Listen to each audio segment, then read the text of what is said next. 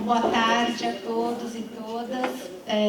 Antes de mais nada, eu queria cumprimentar a amiga querida Adriana, a Patrícia, está por aqui, a Patrícia pela iniciativa e dizer que representa aqui a Escola da Defensoria, a diretora-geral da licença, e que a escola de São Paulo está à disposição da ENADEP para o que for preciso, para construir cursos em conjunto, para eventuais parcerias, enfim, convênios. Acho que a gente está assim, à disposição para somar e fortalecer essa iniciativa que achamos assim, muito bem-vinda.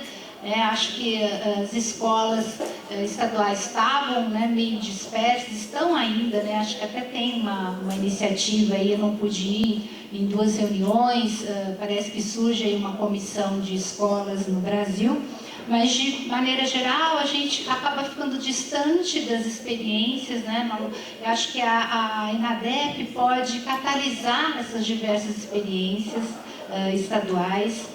Acho que falta mesmo espaço em âmbito nacional para a gente pensar a nossa formação enquanto defensores públicos.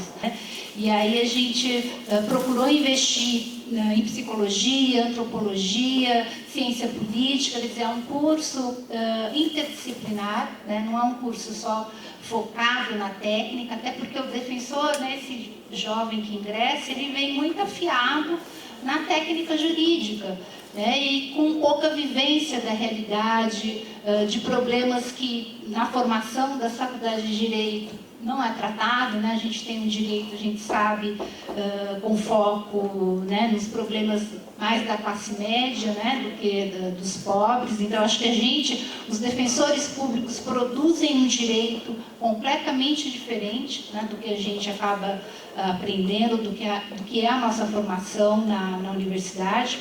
Então, acho que a Escola Nacional ela tem esses grandes desafios, E a Escola da Defensoria, inclusive, colocou para esses defensores todos que estão ingressando uma coisa que houve até bastante resistência, mas um projeto de atuação prática que eles têm que desenvolver durante esse estágio probatório, E, enfim, eu acho que a ENADEP pode propiciar esse enriquecimento da formação do defensor público, seja, imagino eu, seja do ponto de vista interno, da nossa própria formação, como acho que também seria um desafio pensar do ponto de vista externo, E aí digo educação e direitos, quer dizer, pensar na população que a gente atende, que nós atendemos, e que é tão carente de informação, de conscientização, de fortalecimento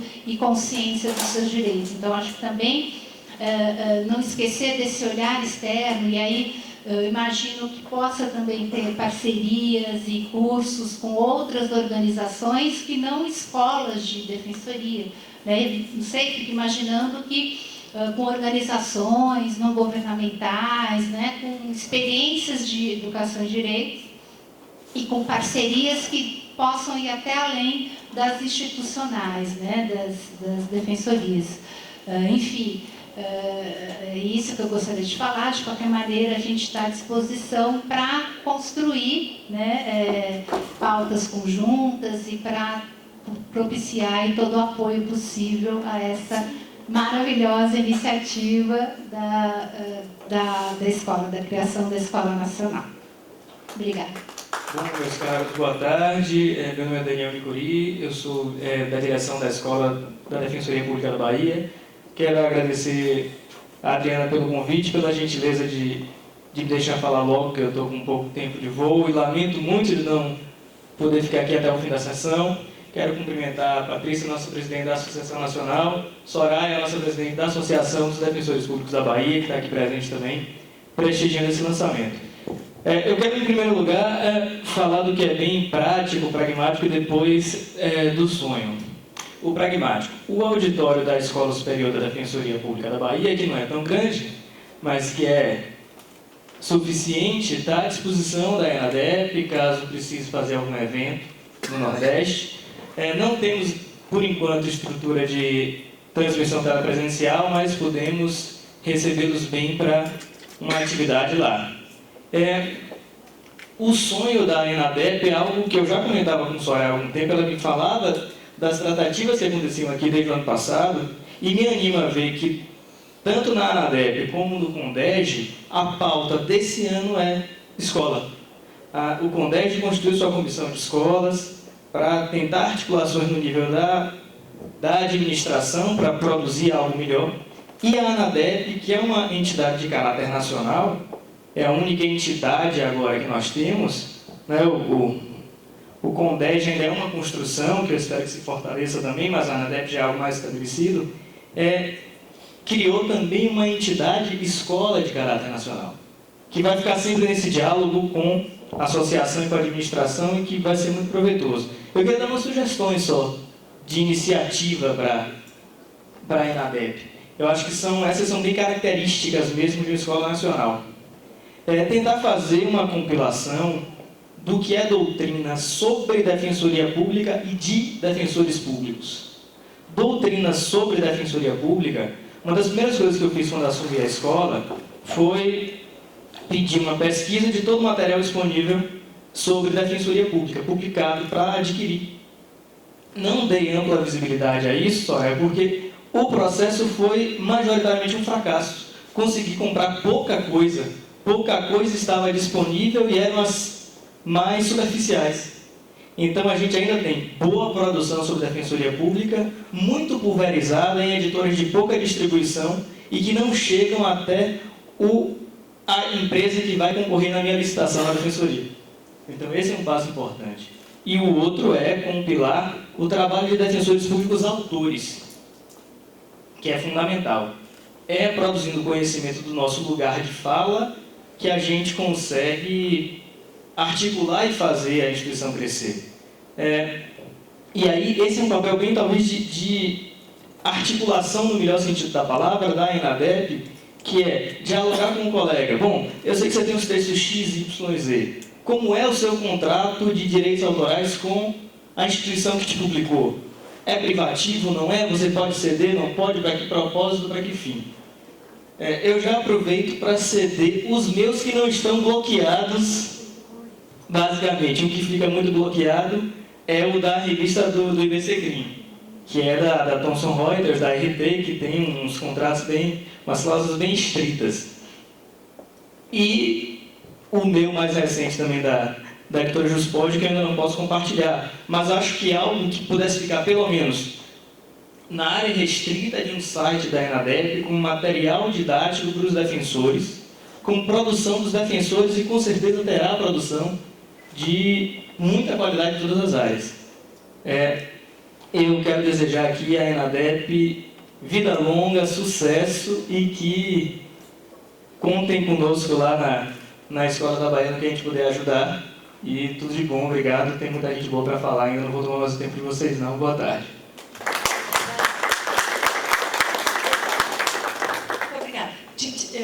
Só lembrando que as sugestões também são comprometimentos. Tu ajuda nessa tarefa, Daniel.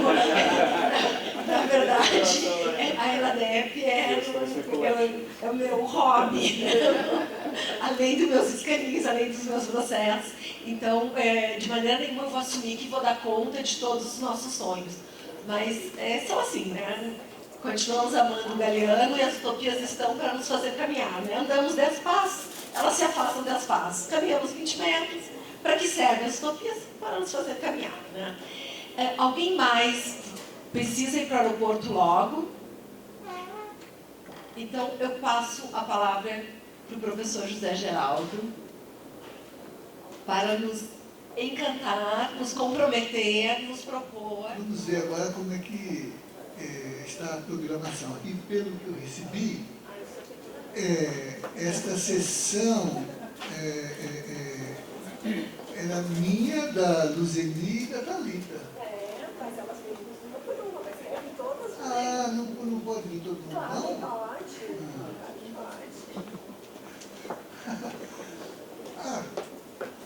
Desculpa. assim, só para ter uma ideia, quando eu olhei aqui, eu pensei que era uma espécie de workshop de oficina, né? Era para ser, mas aí nós tínhamos uma pequena dificuldade com as cadeiras. Nós tínhamos uma mesa de abertura, né? Não teve mesa. Então, é que como nós somos defensores públicos, a gente vive... Não, mas eu acho que agora tenho me deparado com muitos formatos de debate com essa característica, né? Eles formam uma sala de visita, né? E vocês estão, então, dentro do que se coloca, né? Bem up-to-date aqui. Então, bom, então aqui é uma mesa, né? Eu vi que tem por objetivo discutir a situação atual e os desafios para a Defensoria Pública na promoção do acesso à justiça, bem como as dimensões pedagógicas associadas a esses desafios. Como somos os três aqui, eu vou tentar colocar... Eu falo primeiro? Eu vou tentar colocar assim, alguns pontos para a nossa reflexão. Somos um grupo pequeno nessa altura, né? E, de fato, me parece que já é uma reunião pedagógica. A escola se instalando e se colocando em perspectiva de definir os seus, vamos dizer assim, as suas diretrizes pedagógicas, né? Ouvindo um pouco do que já foi dito, eu me dou conta de um cuidado inicial que tem a ver com o momento em que a escola chega e o que ela encontra. Por exemplo, ela encontra já uma certa tradição, vamos dizer assim, de encontros periódicos dos defensores públicos, tem congressos com característica mista de discussão de temas institucionais, mas também de temas teóricos. Então, são encontros em que, para além dos convidados, que são como que animadores de grandes questões, vocês usaram aqui embaixo para os trabalhos do grupo, questões geradoras, né? E pessoas com as quais vocês querem dialogar, como fizeram aqui com o ministro Benjamin, né? Mas também teses que vêm do cotidiano de trabalho dos defensores, ou por motivação autoral, né? Sua reflexão, muitos têm vocação acadêmica, estão ligados ao impulso anterior de sua universidade e continuam integrando grupos de reflexão, fazendo mestrado, doutorado, né? São autores do ponto de vista da oferta de trabalhos ou dogmáticos, ou de crítica dogmática, ou de reflexão monográfica, né? Mas são frequentadores dos catálogos editoriais de diferentes editoras, né?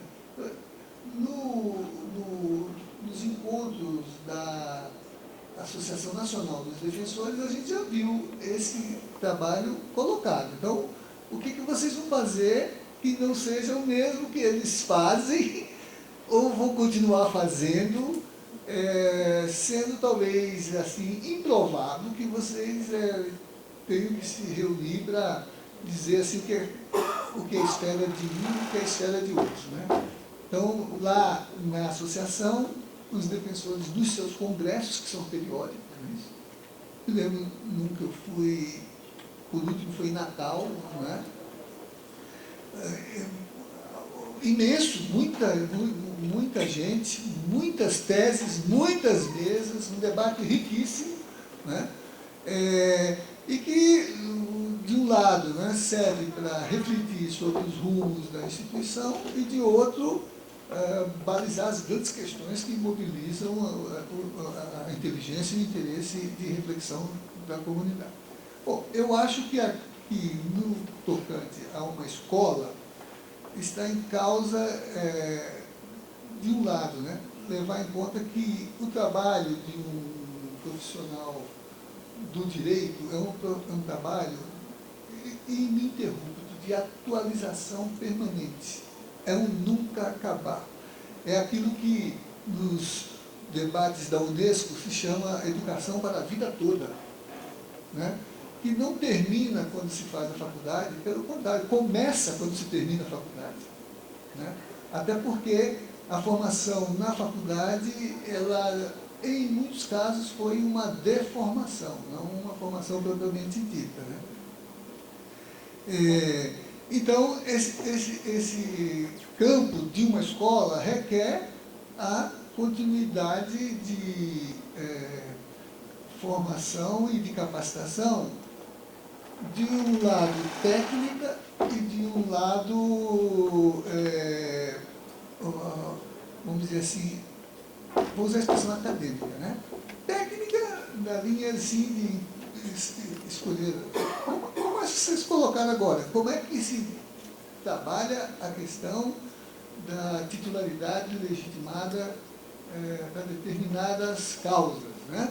Ou a disputa de atribuição entre diferentes organismos, caso da ação civil, caso da ação de improbidade, né? Então, essas questões vocês têm que formar, no campo da escola, um juízo relevante, sustentável, com credenciamento das opiniões, né? Então, vocês têm que documentar isso e construírem valores legitimadores do ponto de vista pedagógico para isso, né? Mas também tem o lado da continuidade da vocação do defensor como um intelectual. Ele é um profissional, mas é também um intelectual. E é um intelectual com dupla dimensão. Ele é um intelectual diletante, você disse, a escola é meu hobby, né? É diletante, ele gosta de pensar livremente, né? Mas ele é também um intelectual orgânico, no sentido de uma certa visão de mundo estabeleceu para dizer que certos intelectuais são também uma mistura de pensamento e ação, né? Quer dizer, falei um pouco, eles têm qualificação política, né? Então, nesse campo quais são os temas, quais são as questões geradoras, mas para quê? Para essa formação. Por exemplo, vocês podem organizar cursos próprios direta ou associadamente. Direta ou associadamente. Direta, porque tecnicamente os melhores expositores são os próprios profissionais. Então, os colegas mais velhos, mais experientes, mais titulados, mais estabelecidos, mais reconhecidos, expõem, transmitem sua competência e sua experiência para os outros. E, num outro campo, é o lado daquela formação que vai além do profissional, entra no campo mais geral do pensamento crítico-reflexivo.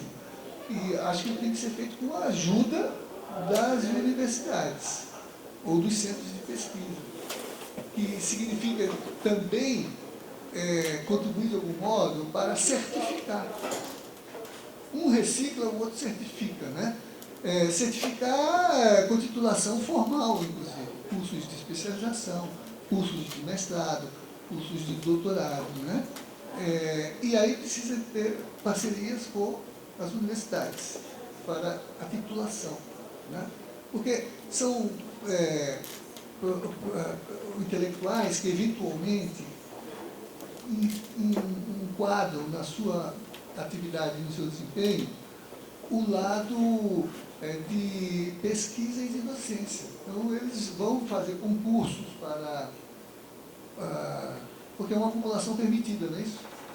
Essa é uma acumulação permitida, de dupla face, né? Concurso para as universidades. E hoje há uma grande oferta de trabalho docente e de pesquisa.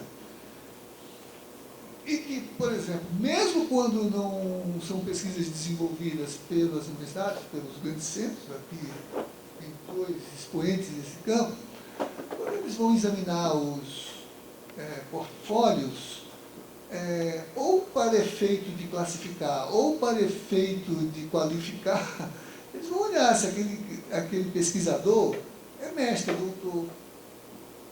Eles, às vezes, até vão desconfiar se ele é só. Antigamente eles diziam, mas você é só professor? Hoje eles dizem, mas você é só defensor? Né? Você não é um mestre, não é um doutor? Né?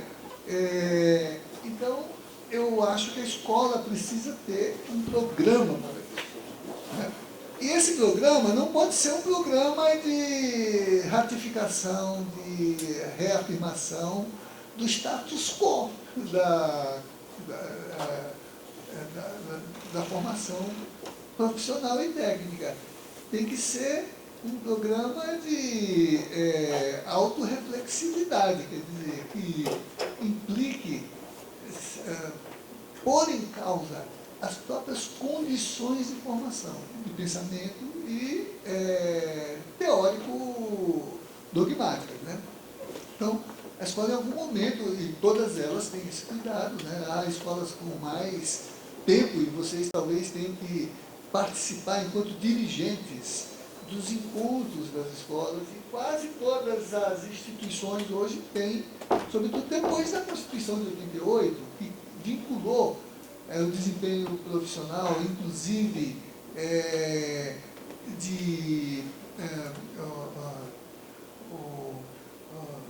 admissão e progresso nas carreiras jurídicas, a participação nos cursos regulares das escolas, as várias escolas, né? Magistratura, Ministério Público. Mas quase todas as unidades que hoje atuam por direito criaram estruturas de escola. A própria Ordem dos Advogados tem uma escola superior de advocacia, né? Trabalhando nessa dimensão, ela qualifica, do ponto de vista profissional. Por exemplo, a escola aqui da OAB de Brasília, nessa semana está dando um curso de qualificação para o direito eleitoral. Claro, a eleição está vindo aí, né? Os advogados vão ter muito trabalho e precisam aprender a trabalhar nesse campo, ou aperfeiçoar. Mas também elas procuram fazer os convênios de certificação com titulação para as áreas que hoje são ainda de prerrogativa universitária, acadêmica. Né? Bom, eu acho que vocês vão ter que precisar fazer, enquanto direção política, um programa de troca e de cooperação, intercâmbio de cooperação com as escolas congêneres. Bom, agora, eu acho que há uma outra linha que apareceu muito aqui nas falas de vocês, dirigentes, e dos que já se manifestaram, e que eu tenho visto em outras situações. Há pouco eu participei de um evento da escola da Defensoria Pública do Estado de São Paulo. Então, no começo de conversa, toda a composição do temário era híbrida, mista, era de técnicos e de sociedade civil. Então, exatamente, exatamente. E eu estava pensando de onde é de lá. Bom, você vai falar melhor, né? Porque lá, pelo pouco que eu pude perceber, mas depois lendo a tese da Hélida, também pude mergulhar nisso, né? É um fenômeno curioso, porque a sociedade civil dizia que a Defensoria de São Paulo era fruto da mobilização dela, e ela que era a titular da escola. Reivindicava. Então ela reivindicava interferir na construção programática da escola. É claro que a escola reconhece isso, participa desses mesmos valores, e provavelmente hoje é uma hegemonia daquele segmento de defensores que participou da construção política da instituição, mas também da definição do seu perfil, da sua identidade. Né? Então, aceita esse diálogo sem subordinação, mas com identidade filosófica. Né? Então, essa programação lá, que eu vi, né,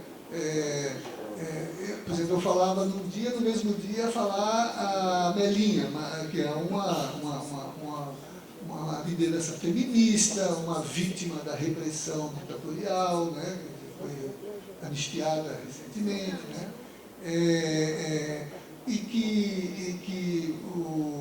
é uma autoridade num tema em que, por exemplo, os defensores não aprenderam na faculdade. Não aprenderam na faculdade. Nunca se falou disso na faculdade. Né? Como até hoje, tem muita coisa que é a base do escopo de trabalho do defensor público. O ministro dizia que é uma convocação dos vulneráveis, que são temas excluídos dos currículos dos cursos de direito. E, ao contrário, rejeitados pelos currículos dos cursos de direito na linha de que, o direito é a dimensão visível da sociedade e da solidariedade, a definição de Durkheim, né? Mas, colocado no direito, é esse único campo em que a gente deve levar em conta. O ministro aqui hoje até disse, olha, tudo bem, mas leia o artigo 1º das leis, se tiver emenda, leia a emenda, né? Porque tem mais coisas, né, que interessam a esse campo. Então, eu acho que uma escola, até para não estar a reboque de algumas escolas, do ponto de vista da sua pretensão de estrutura nacional, precisa levar em conta numa programação acadêmica dela, pedagógica, quer dizer, seminários, workshops, conferências e programas abertos para diálogo entre os defensores e as várias expressões das organizações da sociedade civil e, sobretudo, dos movimentos sociais, precisa estar bem definido. Né? Bem, aí eu acho que uma outra questão que, vamos dizer assim, fruto de situação atual e também se coloca enquanto desafio. De um lado, o tema do acesso à justiça, como um desafio de compreensão, e, de outro lado, o tema diz um pouco aquilo que eu mencionava na minha fala cerimonial aqui, né? Quais são os pressupostos políticos e teóricos que organizam o agir de um defensor? Políticos e teóricos. Políticos no sentido de que todas as instituições passam por momentos delicados de percepção quanto ao modo como elas respondem ao que se estabeleceu como sua função na sociedade e as expectativas que elas geram em relação ao seu relacionamento com a sociedade. Por exemplo, eu fui há algum tempo no Rio Grande do Sul, onde tinha um movimento muito forte de alternativismo jurídico, reflexo dessa tensão política e teórica, né? E que engajou a magistratura numa questão dramática, que é se deparar com o que ela colocava como um momento de crise profunda pelo duplo esgotamento desses dois fundamentos da sua organicidade. O fundamento político, qual a sua função social? Qual a sua função social? Parece uma pergunta banal, mas eu estou dizendo que eles colocaram isso, não é um jurista crítico fazendo interpelação de desempenho de operador de direito. Os juízes se colocaram nessa condição de... nesse evento que eu fui, cujo eixo era a crise, 4 grandes painéis organizadores do evento, crise do sistema socioeconômico, estava aí o fenômeno da globalização, a mudança dos eixos de produção do jurídico, com tensões entre estados e outras formas de organizações políticas com jurisdição. tensão entre a lex legal e a lex mercatória, né? Por exemplo, eu falava de educação, uma das disputas mais dramáticas hoje é saber se o fator educação superior, que é pouco discernido no tocante àquilo que é responsabilidade e dever de Estado, porque está claro com relação à educação fundamental, mas não está claro em relação à superior. Mas a nossa Constituição disse que era um direito, mesmo a superior, que o privado executa desde que cumpra aqueles cânones, né? Porém, a OMC reivindica como matéria de comércio e não matéria de Estado. Quer dizer, é um bem, é um serviço que deve responder a imperativos das leis de mercado. Enquanto que, por exemplo, o Brasil ainda defende o princípio de que é um bem social e que, portanto, mesmo a iniciativa privada, quando seja chamada, deve se subordinar ao seu... por isso que pode ser montado um sistema como o ProUni, né? Por exemplo. Então, no plano internacional, essa situação é transitiva, há outros mecanismos, há outros processos que disputam jurisdição. E o Estado é um setor que está situado no tocante a um papel que ele assimilou realizar numa construção teórica que é lá do século XIX, quando ele estava se formando, quando ele estava pleiteando ser o detentor da jurisdição, que não era dele, porque ele não existia, era de inúmeros corpos sociais, igreja, corporações, estamentos militares, que produziam normatividade num pluralismo competitivo. Porque não tinha nem centralidade de poder, nem unidade de jurisdição. O Estado Nacional realizou isso. Quando ele se consumou como uma promessa europeia, no século XIX, unificação da Alemanha, unificação da Itália. E continuou transitando para um processo em que ele, enquanto unidade detentora de monopólio ou de centralidade, foi perdendo, de novo, foi perdendo para outros mecanismos, para outras instituições, para outros processos, para outros sistemas. Então, isso gera crise. Eles também diziam crise da lei, né? Crise da lei, crise pessoal. Nesse evento, por exemplo, num painel sobre a crise pessoal do magistrado, eles colocaram 2 psicanalistas e o senador Bisol, para discutir o que acontece com as pessoas. Alguns aqui talvez tenham conhecido um filósofo do direito com grande capacidade de construir paradigmas de mediação e de crítica ao positivismo jurídico, chamado Luiz Alberto Vará, e falava da pinguinização dos juristas, né? Pinguinização, né? De um lado, aquele jeitinho de se vestir, de outro, aquele jeitinho de caminhar, que todo mundo caminha do mesmo jeitinho, né? A não ser que saiba como é o nome do pinguizinho dos pés ligeiros, que dançava, né? Ele gostava de dançar. Mas quase excluía do grupo, né? Porque isso é uma aberração, né?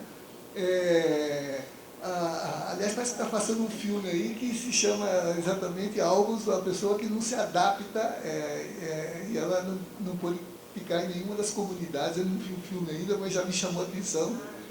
Divergente, é uma divergente. Né? O direito sempre caminhou para a convergência, não para a divergência. A literatura é que chama para a divergência, né? Como é a música do Caetano, Vaca Profana, põe teus cornos para fora e acima da manada, porque de perto ninguém é normal. Ela não está falando de ser doido, não. A música segue, a vida segue em linha reta, mas sem saber o que é o seu bem e o que é o seu mal, né? Quer dizer, a norma, não é a norma como padrão. Então, na abertura desse evento, um juiz muito respeitado entre seus colegas se referiu ao fato de que eles, juízes, se encontravam no fundo da lata de lixo da história. Ele não estava falando isso assim como drama, estava falando como exercício de superar condições de perda de confiança epistemológica. Qual é a cultura jurídica da nossa formação? O que é direito para nós?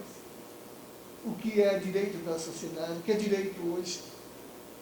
E também de crítica, vamos dizer assim, de esgotamento do modelo funcional. O juiz hierárquico, adjudicador, né?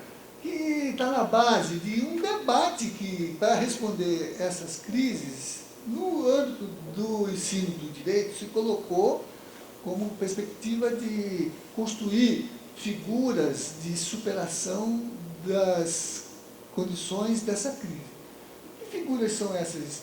Né? São múltiplas, que eu acho que uma escola precisa mergulhar para conhecer, mas algumas estão aqui colocadas sobre o objeto de conhecimento, se ele é disciplinar, se ele é interdisciplinar, se ele é apenas formal ou se ele é material, se ele é apenas jurídico ou se ele é social.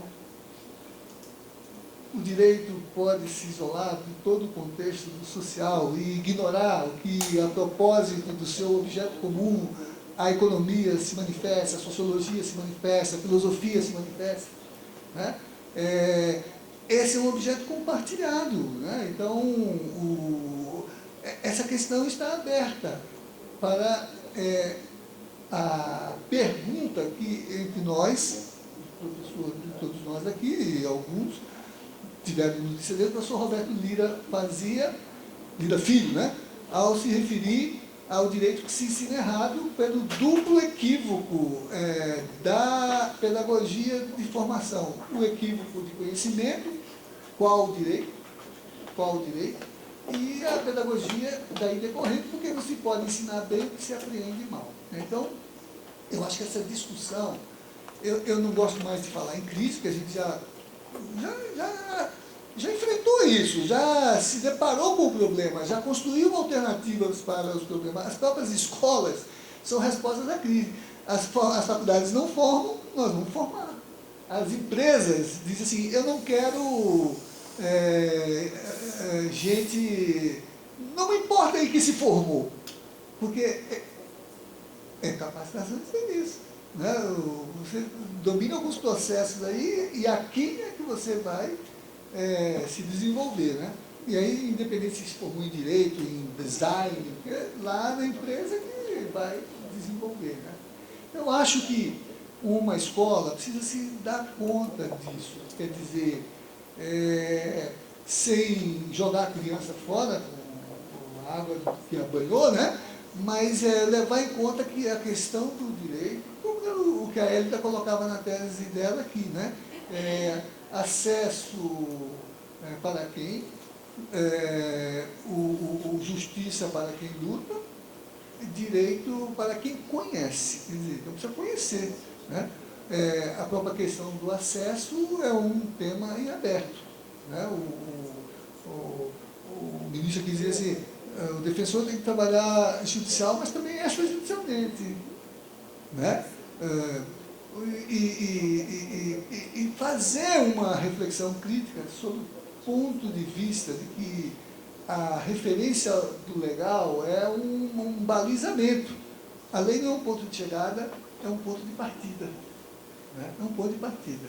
Né? Como a gente já aprendeu facilmente. Né?